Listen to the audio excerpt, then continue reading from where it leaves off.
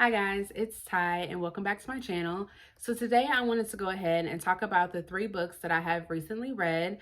I have a mix of middle grade and YA. I will start with my lowest rated book and work my way up to my highest rated book. So let's go ahead and get started. So the first book that I wanted to go ahead and talk about is called The Cost of Knowing by Brittany Morris. And this is the story of 16-year-old Alex who has this ability where anything he touches, where that's just a regular item or a person, he is able to see visions of that thing's future. And the main plot of this story is that he's at home, he picks up this photograph, and he is able to see a vision into the future of his 12-year-old brother Isaiah's death. And that future shows that that death is going to happen very soon. So he doesn't quite know if that's within the next few hours, the next few days, or within the next few years. So we are following Alex around as he is trying to build a stronger bond with his brother and trying to make his next few days, next few hours, the best time of Isaiah's life. So there are a few things that I liked in this story and a few things that I didn't like. I ended up rating this 3 stars. So for the most part, I enjoyed it. One of the things I did like was the overall relationship between Alex and Isaiah. I have a younger sister who I'm actually really close to. So I have a soft spot for any story that talks about any sibling relationship, especially if they're close or it's talking about their relationship and how they're getting closer, just because of how me and my sister are so close. So I really enjoyed reading about them getting closer and how, you know, it's an unfortunate event of what's drawing them closer, but I just liked reading about how fun their relationship actually is.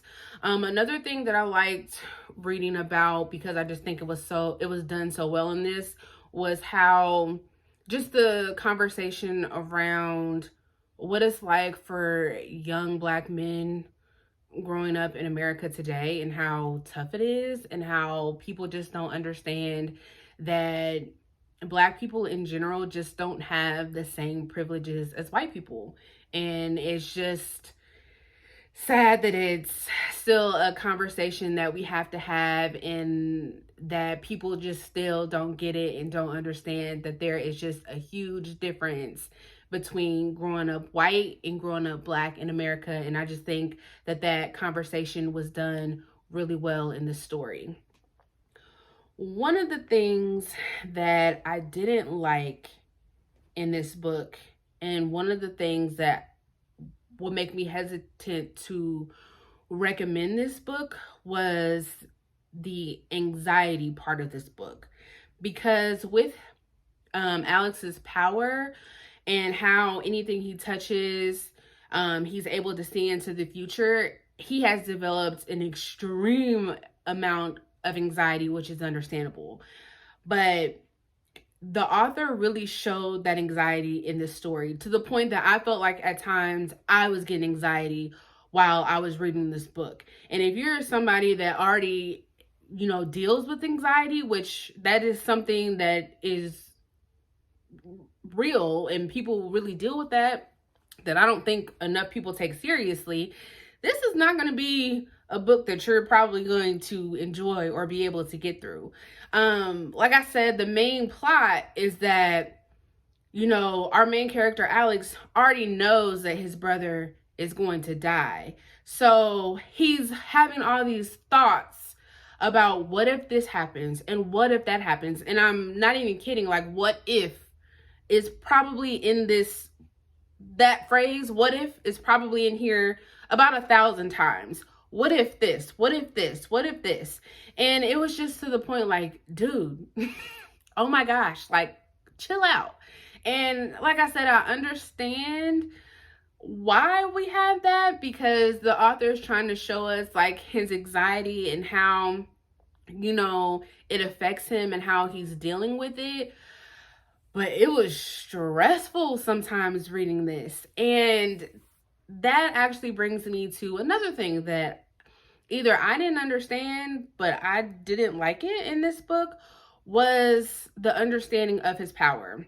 Because it's explained to us that he has to touch something with the palm of his hand in order for him to actually see the vision. But and then there were like parts of the story where it says like his the tips of his finger like brushed up against something and he was able to see a vision. So I was like, so is it his finger or is it the actual palm of his hand? Like, I'm confused. Like, which is it? Because if it's just his finger, then he shouldn't be having as many visions as he's having, because to actually, you don't have to, like, the palm of your hand, you are really intentionally trying to touch something, but just like brushing up against something, I don't think you're having as many visions as you're saying you're having. So that was a little confusing to me. And then another thing that was confusing to me was he can cancel his visions. So like if he picks something up, so like there were examples of him, like when he picks up his phone to send a text message, like it says like he picks up his phone to send a text message, he has to cancel the vision so it doesn't show him like opening up his phone. So if he can cancel a vision, then I was just confused. And let me put it this way. So he has a girlfriend in this story, and they were having a lot of intimate problems because like he was always afraid to like hold her hand and stuff like that. But it's like, but if you grab her hand, you can hurry up and cancel the vision so you won't see any visions. Right? Like that's what you said. But that's not what you did, or that's not what you're doing. I was just confused. But maybe I'm thinking about it too hard. I don't know. I was just confused about how it works. So maybe other people won't be confused. I thought it was okay. Like, I enjoyed it while I was reading it. I did feel like I was getting anxiety while I was reading it. I actually wouldn't recommend this to anybody that already has anxiety, because this ain't gonna help. But I mean, it was a good story. I'd recommend it to anybody else. Yeah, 3 stars.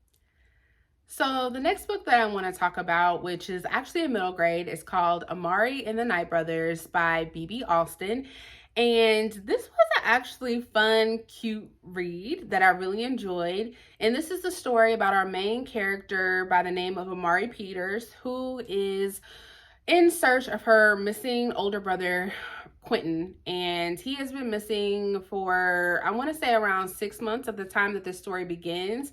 And one day while she's at home, she finds a briefcase in his closet that contains a nomination to this summer program at the Bureau of Investigations, where she goes and finds out that there is this fantasy world that she did not even know existed. And while she is there, she learns all about this fantasy world. She learns that these people actually know that her brother is missing. They know a lot more in regards to why and how and all the in-betweens about her brother, and what exactly he was working on, and the circumstances into his disappearance. So she decides that she is going to stick around for the summer, and she along with her roommate, are going to look into the disappearance into her brother, while she is also trying out into their junior agent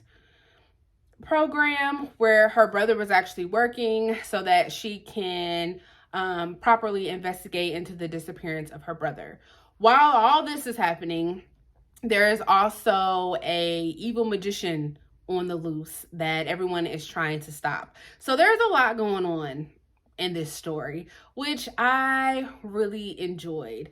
Again, just like with the last story, I really enjoyed seeing the relationship between Amari and her brother, even though he's missing in this story and we don't actually see them together in the story. We do see like glimpses into like their past, and we can tell just through her conversations and through her, you know, we can tell like how close she was to her brother. Again, I have a soft spot for that, and I really enjoyed seeing that.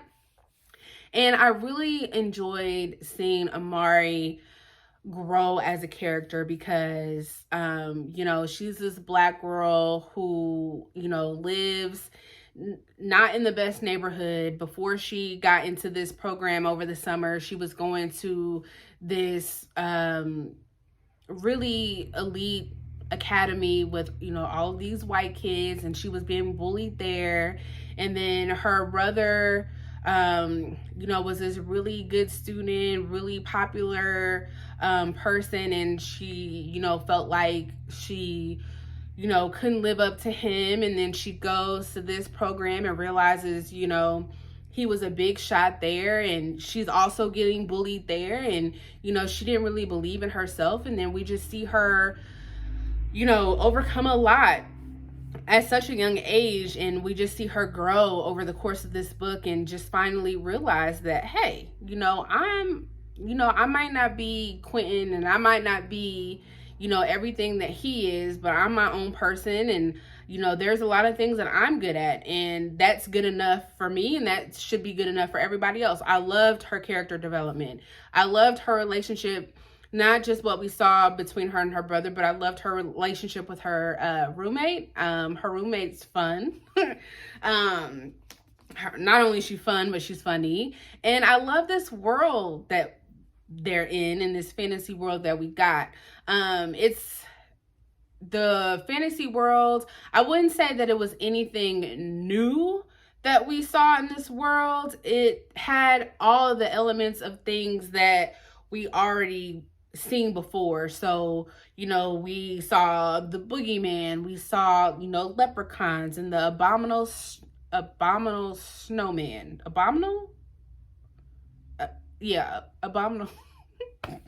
Abominable snowman. You know, so, you know, it has everything that we're already familiar with, but is new to her. So I really enjoyed that.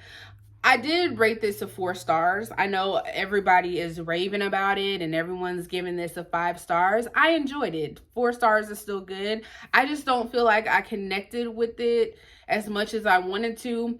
One, because I think it's a middle grade and it just read really young to me, which is fine. You know, this isn't written for me. It's written for a younger audience. So that was kind of, you know, a thing that just, you know, just didn't really work for me. And then number 2, it's just, I think at the end, it just wrapped up really fast. There were a lot of things that were hinted at throughout the story that I kind of felt like at the end, they just threw it at us real fast and was like, huh, here you go. We'll talk about it in the next book. Fine, that's fine. It didn't really work for me, but that's not going to stop me from reading the second one because I can't wait for the second book to come out. But I enjoyed this overall, 4 stars. So the last book that I'm going to be talking about is called Wings of Ebony. And can we just stop and talk about this cover because it is beautiful. All these covers are beautiful, but this one, honey, is gorgeous.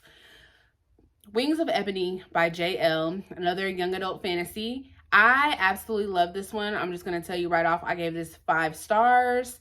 This is the first book. Oh, you can't really see it, but the first book that I've ever actually tabbed all the way up, and I freaking love this book. I loved it. So this is the story about our main character, Rue, who is from this place called East Row out in Houston. And she and her younger sister, Tasha, who have different fathers, were living together with their mother until one day their mother was tragically murdered on their front doorstep. And Rue was taken from her home by her father, who she had never known through her whole entire life. And her father whisked her away to this magical land that she never knew existed. And she was taken there for a whole year. and had to learn about this magical place and was given magic and had to go to this magic school and had to go through this whole ceremony to get her magical powers. Just had to go through this whole process that she didn't even know was a thing. And then one day while she's there, her sister is back at home in East Row. She decides that she's going to go back. She's going to sneak back to go visit her sister on the anniversary of their mother's death. While she's there, she notices that her sister is about to get into a car wreck, and she intervenes, and the story takes off from there. That's all I'm going to say. This has a lot going on. Like I said in the beginning, she learns about this magic in the beginning, but then, throughout the story, she learns that what she thought she knew isn't what really is going on. And she learns that, her mother's death might not have been an accident like everyone was trying to say that it was. And, the car accident that she intervened in with her sister might have something to do with her mother's death. A lot was happening in this story, and I loved it. This was amazing.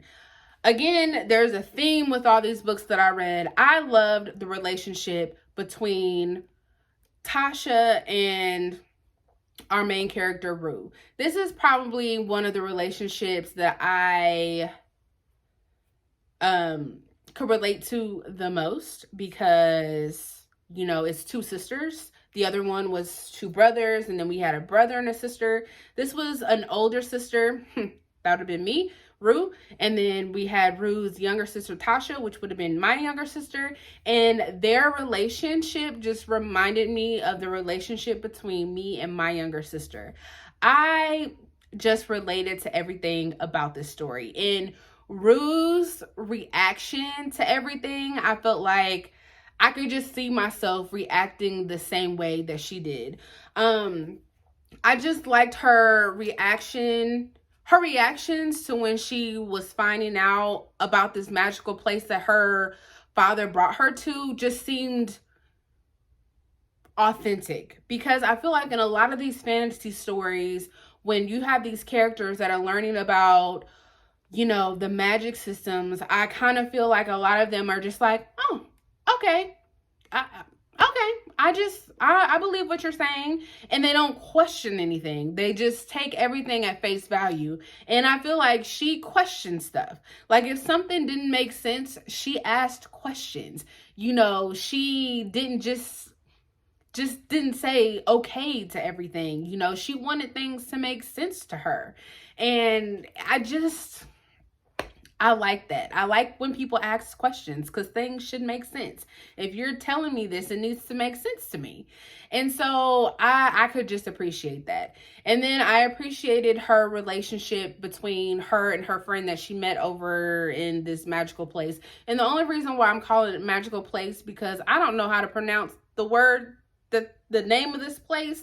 And I don't want to butcher it because I really don't know how to pronounce it. And maybe I'll just put the word at the bottom and then you guys could pronounce it however you want to, but I'm not going to embarrass myself. So I liked her and her friend, I believe her name is Bree. I liked her and her friend Bree's relationship. They are the total opposites. We have Bree, who is this super smart brainiac, and then we have Rue, who is from, the hood out in Houston, and just like their banter between each other is just hilarious. I know there was a part in here where, Rue was trying to tell Bree that, hey girl, you're my ride or die, and Bree didn't know what ride or die meant, and that was just funny trying to have Rue explain that to her. So I really like that.